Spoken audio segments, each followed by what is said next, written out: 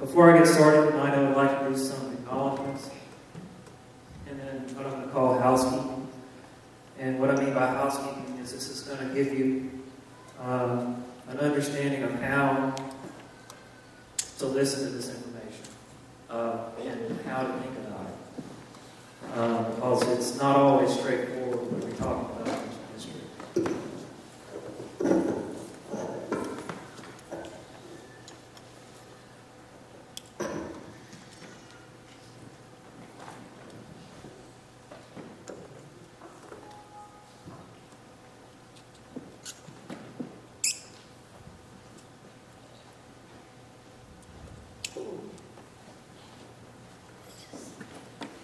First of all, I'd like to thank God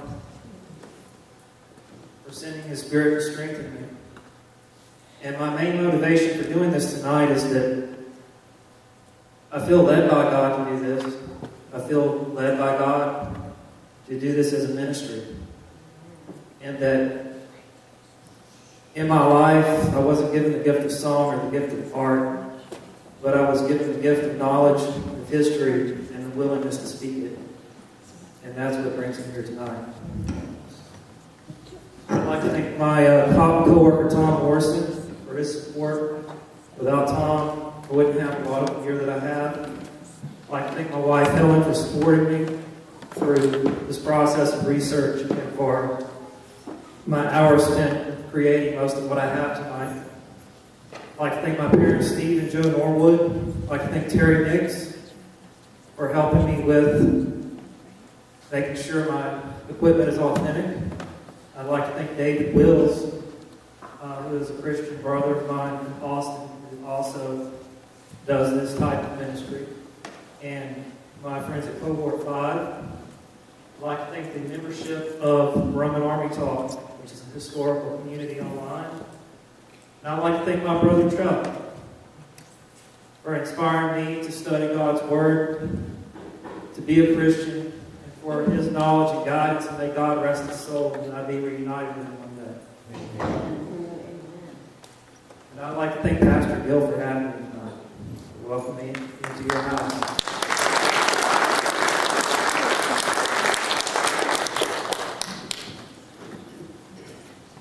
First thing I'd like to say is that I don't know everything. You're only as smart as the last book that you read. I'd also like for you to know that the picture of ancient history is always changing.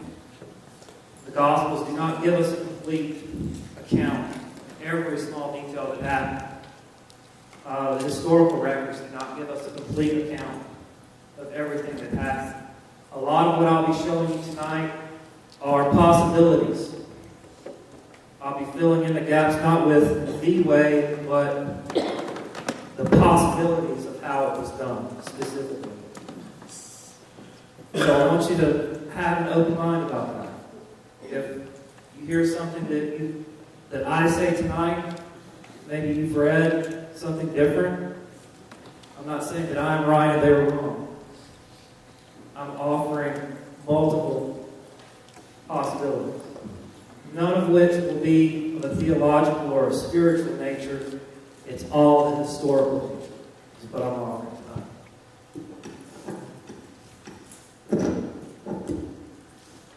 When you see this symbol, I'd like to hear from you. What are some of the things that you think about?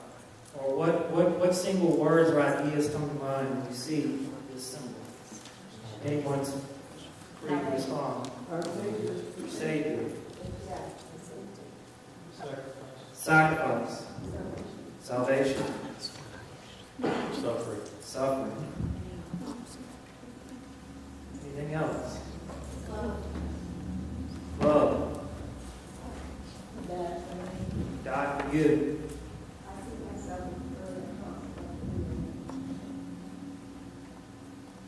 All of these things are spiritual ideas.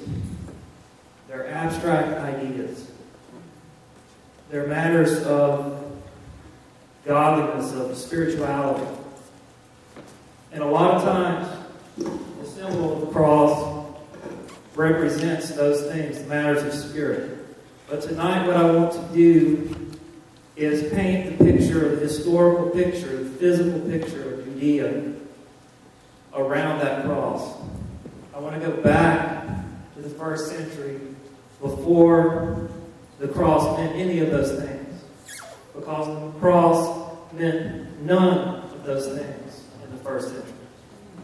It was not about love. It was about domination. It was not about forgiveness. It was about one man or one group of people conquering, pillaging, taxing, one man keeping, or in the form of the emperor, keeping his foot on the face of everyone else. That's what it represented in the first century.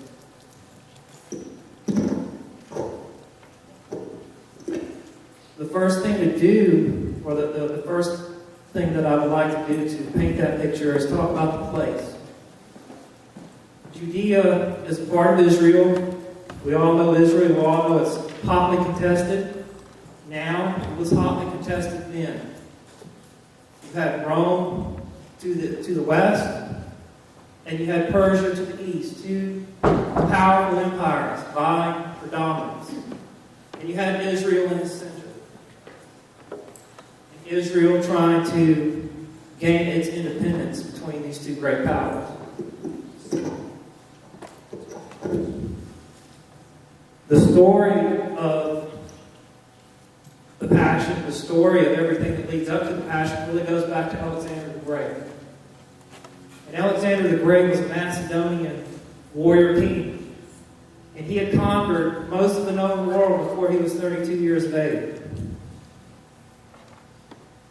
Upon his death, at the age of 32, his kingdom splintered into 4 major sub-kingdoms. And a Jewish leader rose and threw off the leaders of the Seleucids, which is one of those sub-kingdoms. And Maccabees would become a hero of the Jewish people. It was really what the Jewish leadership was expecting of a Messiah, of a Savior. Someone who would throw off the power of Rome.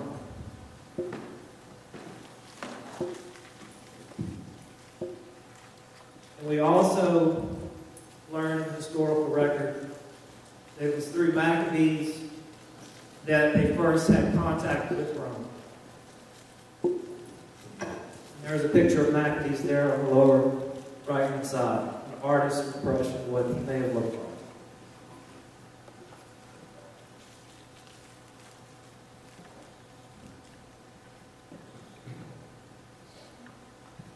Now we fast forward through a succession of kings, and we come to Herod the Great, which he is mentioned in the scriptures as the king during the birth of Jesus. Herod was not an independent king. He was appointed or allowed to rule Judea because of Rome at the election of the Senate. And the reason why Rome needed Herod was to oppose the Eastern Persians. So what we see here is a figurehead king. We have Rome using this local leader to control Israel, to give the Israeli people, to give the Jewish people the feeling that they have self-rule. We come forward now to Herod Antipas.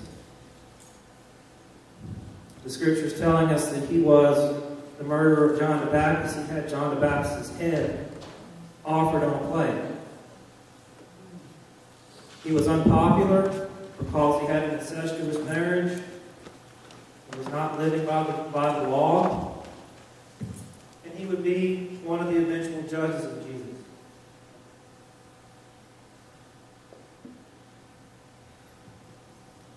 Now, it's important to understand that both Herod the Great and Herod Antipas, the king of Judea at the time of the crucifixion of Christ, were both in power because of Rome. And the exchange was simply this. The Romans would prop up their kingship in exchange for taxation, in exchange for money. At the time of the crucifixion of Jesus, Tiberius was king, or Tiberius was the emperor of Rome. But he wasn't much interested in being emperor. So he left the rule of the empire to Sejanus.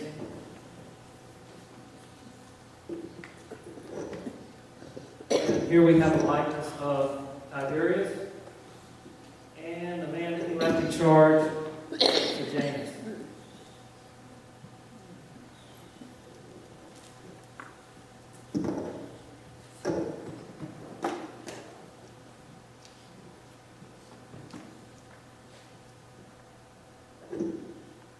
Now, Rome's point man in Judea was Pontius Pilate, a character we're all familiar with. And Pilate was born of the equestrian order, or the equestrian class. He was a noble. Pilate was also in military service. He would have been a centurion. And through his gallantry in battle, through proving his quality in battle, he became what was called a primus pilus. He was the top centurion in his legion. And after 2 years of distinguished service as a primus pilus, he would have been given the governorship of a Roman province, which brought him to Judea. It was his reward for his distinguished service. But Judea wasn't exactly the best place to go, because the Jews wanted their independence. So he had a very difficult situation on his hands when he took control of Judea.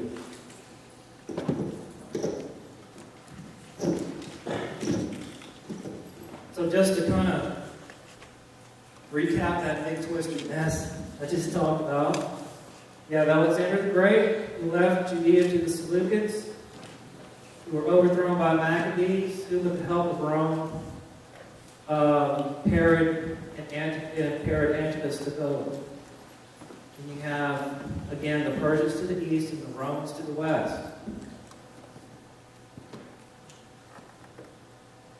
Now, how does Jesus fit into all of this? To the Romans, Jesus is nobody. The Romans don't care about Jesus. Herod Antipas does not care about Jesus. The chief priests and the Sanhedrin and the Pharisees and the Sadducees see Jesus as a threat to the established religious leadership or the established order. The high priests, the Pharisees, and the Sanhedrin were appointed by the king, were supported by Rome. So they saw Jesus, especially with his coming to the temple and fighting the money changers, as a direct threat to their order. Now, when I was a kid in Sunday school, and we would read the Passion story, I was always kind of confused about why, if Rome was all-powerful, why was Pilate have so much indecision? Why didn't he just say, kill him and be done with it? What's the big deal? Why all back and forth? And it was a very difficult decision to make for Pilate. He was not in a good place to make a snap decision on this, because he did not really understand how much power or how popular Jesus was in the area. He didn't know how strong the following was. He was taking the risk by crucifying Jesus because he did not want to incite revolt. Roman governors who had revolts in their provinces, even if they successfully put those revolts down, were disciplined by the emperor. It could cost him his head, he would be the one on the cross. So he had to approach this very carefully. Because all the emperor wanted, all the leadership in Rome wanted, was the money flowing from Judea back to Rome.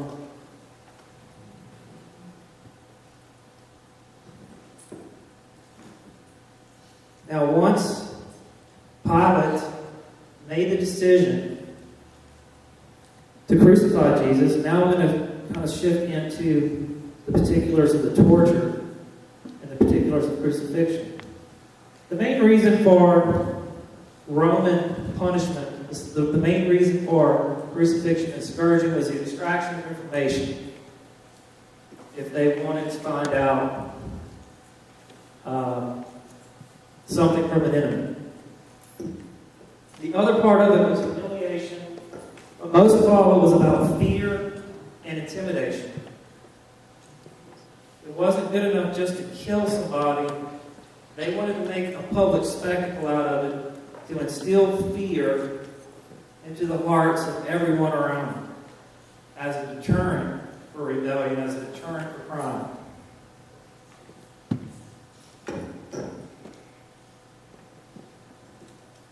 Usually Roman citizens were not crucified. It was against Roman law for a citizen to be crucified. But everyone other than a Roman, the Romans viewed as barbarians or subhuman. So it was really no holds barred for everyone else. Now, after he would have been given the order to scourge the Lord, there aren't really any good examples that you're going to see in a museum of an actual Roman whip. This would have been the cat of nine tails, 9 leather strips, sometimes with weight on the end. And this is what is called a Roman flagrum. It would have been 3 to 9 strips with either iron, steel, glass, sheep bone, iron slag, anything they could find that had an edge. They would weave into the leather strap. Yes.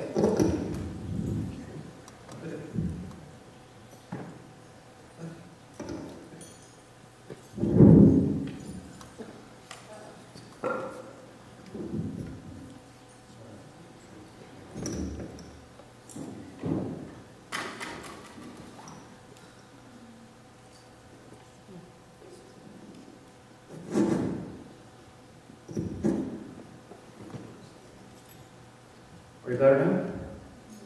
Okay, sorry about that. Okay, so he's showing the flavor. Other implements of Roman corporal punishment would have been the centurion's vine cane, and this would have been used for soldiers. But the gospel says that there was a centurion at the foot of the cross. So there is a possibility that something like this could have been used. Here's another example of vine cane. This would have been like a swagger stick. It would have showed that the centurion had rank, like a scepter. But it was used mainly for corporal punishment. What was the vine for? The vine is what the centurion carried, and it was one of the things that denoted his rank. Okay, if you saw him carrying this, you knew he was a centurion. And if you got out of line, you get hit with it. Another officer's staff that was used for corporal punishment was the Opio staff. And usually this would have been a heavy ball on the end of the staff like this. And if somebody would have fallen out of rank, they would have just hit you on the head with this ball. So those are some of the possibilities of what could have been used at the scourging. More often than not, the scourging would probably end in death.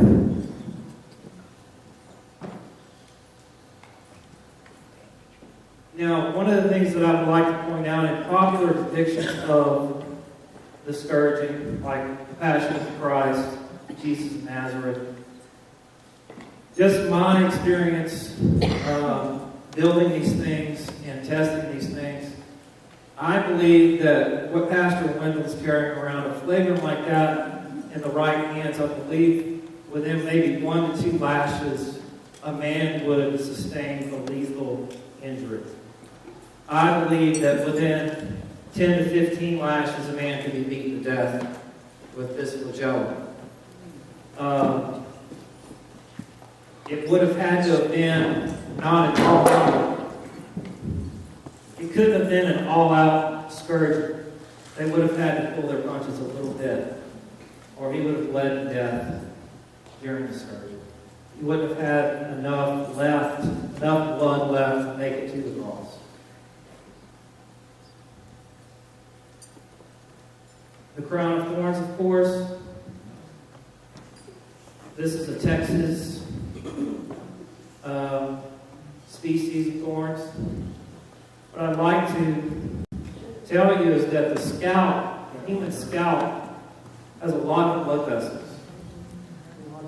There's a lot. If you've ever cut your scalp or had a deep cut on your scalp, bleed a lot. This would have been a very severe injury, a lot of loss of blood from the crown of thorns alone.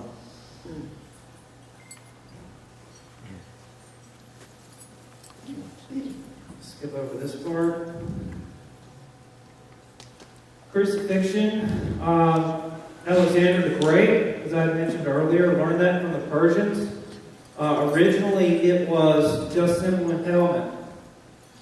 They wouldn't nail you. They would run you through and hang you up. This is the most popular vision of the crucifixion. Jesus high on a cross, carrying a complete cross. The most common method of execution, or the most common way of doing crucifixion, was just to be nailed to a tree or a single post like you see here. A lot of times they would use rope. If they wanted someone to linger longer on the cross, they would nail you, they would hang you, and you would be there for days. It's important to know that the Romans did not invent crucifixion, they merely perfected it. This is more of a Roman style of crucifixion. They had you in the seated position, or they gave you something to sit on or something to prop your feet on. Because if you hung too long like this, the cause of death would be suffocation. So they would allow you the ability to lift yourself to get a complete breath. Now, Jesus would have carried his cross roughly 600 meters from the traditional path of what's called Via Dolorosa. A lot of the experimental archaeologists that I've talked to, a lot of people that are into studying first century Rome, all agree the cross would have been much taller than this. Just as a matter of practicality of hoisting a man 10 to 15 feet in the air like we see in movies. And it's also a consensus that he didn't carry the entire cross, that he just carried his crossbeam, which the Romans called the patibulum. But again, that's merely speculation. The Gospels really don't tell us which version of crucifixion that was used.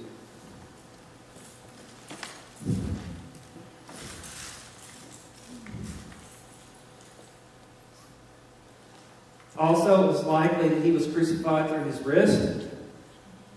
The hand would not have had enough flesh to hold it in place.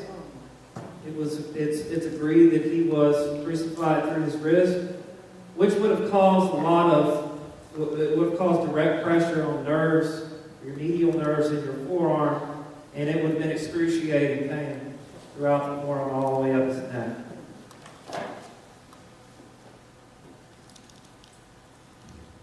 The drink, when Jesus said that I thirst, is or would have been a drink called posto, made out of vinegar, coriander, and honey. You can mix some of it up at home if you like. It was the Roman version of Gatorade.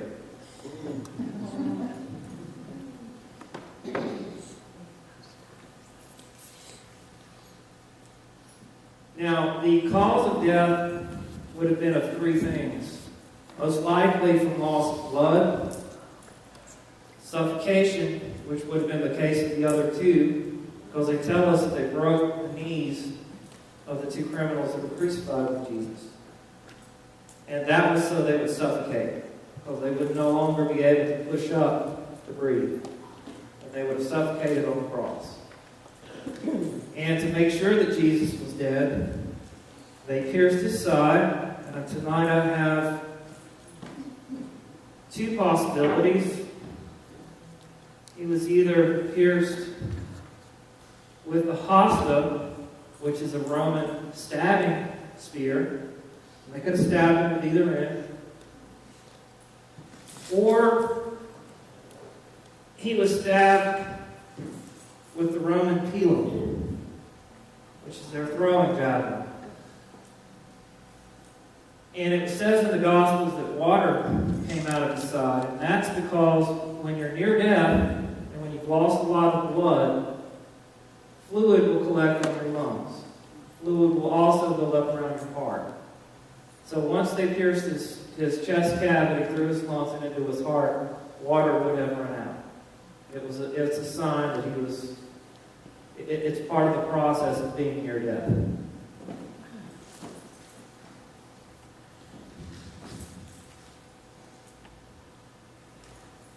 Real quick, talk about the aftermath of the crucifixion. Pilate was eventually removed as the prefect of Judea because of his heavy-handedness. Herod the Great died of a terrible death. Herod Antipas was removed as king. And Tiberius died of old age. Eventually, Judea would boil over about 30 years later. And Jerusalem was completely destroyed by the Roman army. And tens of thousands of Jewish people were crucified outside the city walls of Jerusalem. And the entire temple was destroyed. The Temple Mount was completely destroyed, only leaving the Wailing Wall, which we see these days. Another kind of ongoing legacy of the Roman involvement in the life of Jesus was the persecution of early Christians. Early Christians were put to the cross. They were put to death in the arena. They were used as human torches at parties. Here we have Caligula using early Christians as torches at one of his parties. And Christians being crucified and thrown to wild animals in the arena in Rome for public entertainment. So I believe we have a few minutes. If anybody would like to ask a question or something that came to mind while I was speaking, something that stuck out in your mind, I'd like to take a few questions if you have any.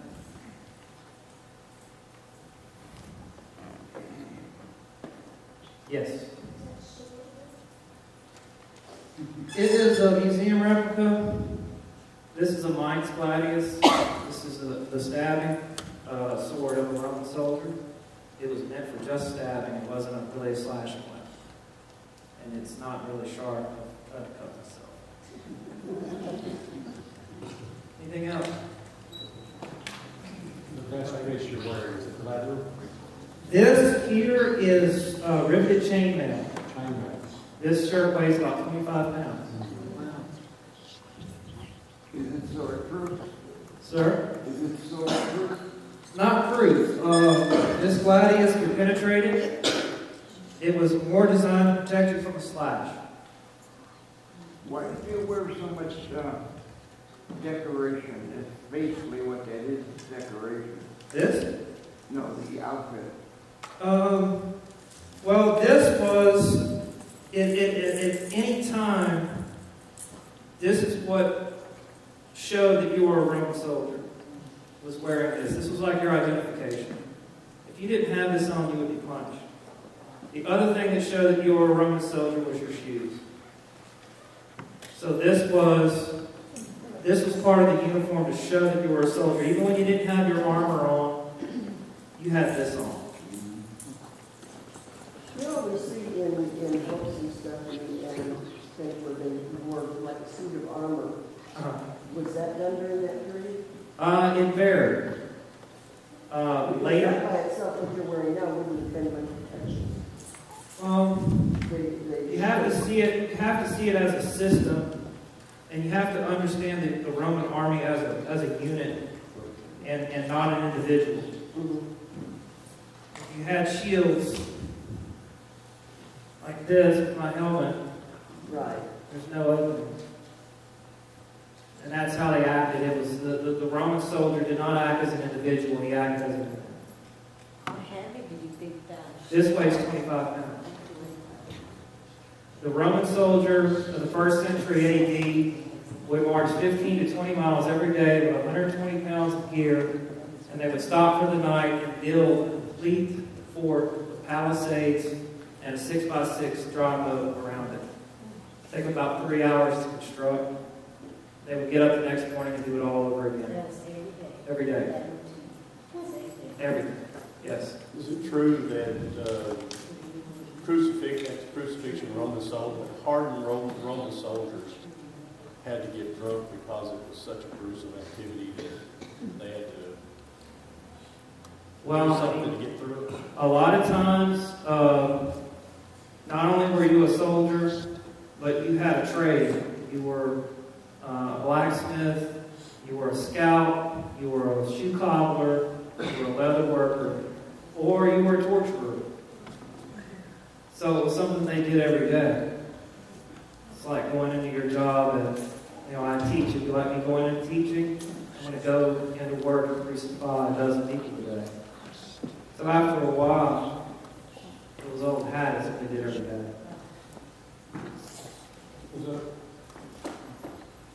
Yes.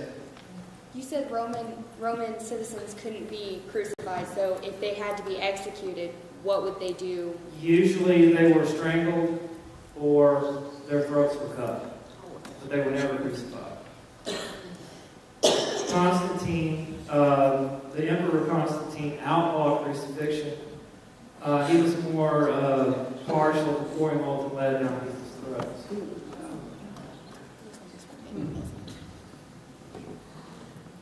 Anybody else? The general construction of the shield itself, is it wood?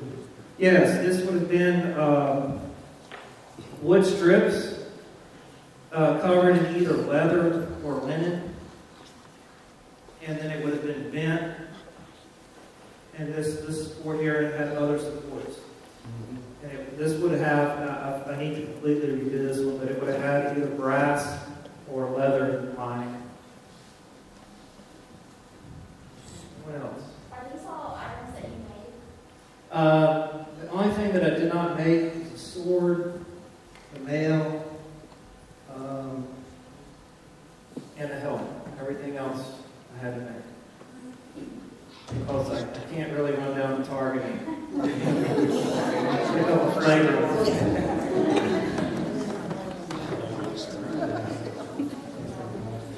Yes. So your heart was in teaching and you're educating me. I appreciate it. Really, it's really real to me today. I've questioned it in the past and it makes me sad, but I don't even know really the meaning. But I want to thank you for taking the time and helping me to understand that it's so precious. And yet, people are so lost and they don't even know the meaning. One of the thing I didn't show, and I'd like for you to see, are the nails. Would have been 6 to 9 inch square iron nails, not necessarily sharp.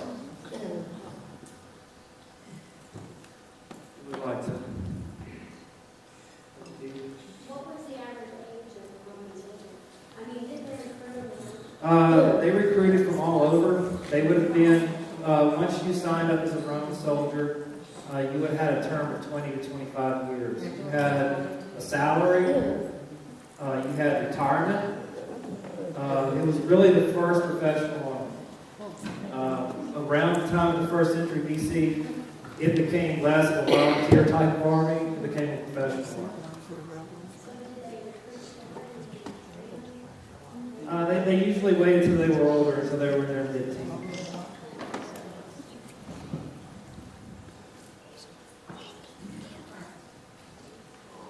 Yes? The cross represented a tool. It was just a tool. It's like today, lethal injection, the electric chair. It was just something for him to use to execute people, just common criminals. Yeah. Okay. This? I would think they would have, but they wouldn't have done it with their hands. To get pricked with one of these hurts really, really bad.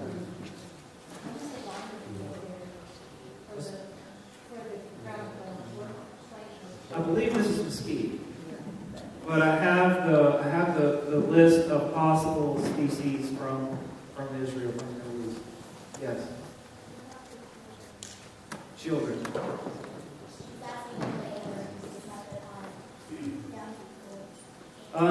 None that I've ever known. I've ever seen.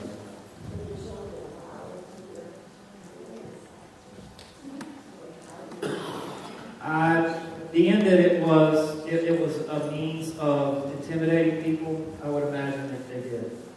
It was something that they wanted everyone to see. Right. This was a very public, very open affair. Right. And another note that's kind of different from what would have happened from the movies is that Jesus would have been naked on the cross. He would not have had any clothing whatsoever. One more question. Yes? Were they doing this to children? None that I've ever studied. No. Not to say that they didn't. It was just for criminals. It was Mostly for criminals. Mostly for prisoners of war. You know what? I remember you. You're the one that said, surely this is the Son of God.